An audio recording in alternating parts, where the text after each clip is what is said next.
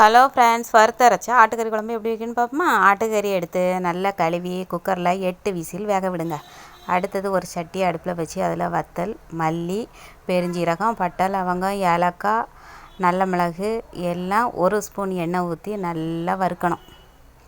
நல்லா சோக்க வறுத்து எடுக்கணும். அப்புறமா மிக்ஸி ஜாரில் போட்டு நல்லா பேஸ்ட்டாக அரைச்சி எடுத்துக்கிடுங்க.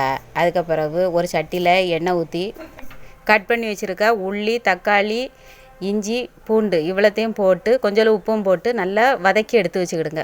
அதையும் பேஸ்ட்டாக அரைச்சி வச்சுக்கிட்டு அதுக்கு பிறகு ஒரு சட்டியில் கொஞ்சம் எண்ணெய் ஊற்றி அதில் பெருஞ்சீரகம் போட்டு நம்ம அரைச்சி வச்சுருக்க பேஸ்ட்டு அதில் ஊற்றி கொஞ்சம் மஞ்சள் பொடியும் போட்டு நல்லா கிண்டுங்க. அதுக்கப்புறம் வறுத்து அரைச்ச மசாலையும் அதில் போட்டு நல்லா கிண்டி நம்ம அவிச்சு வச்சுருக்க மட்டன் அதில் ஊற்றி நல்லா கிண்டி விடுங்க.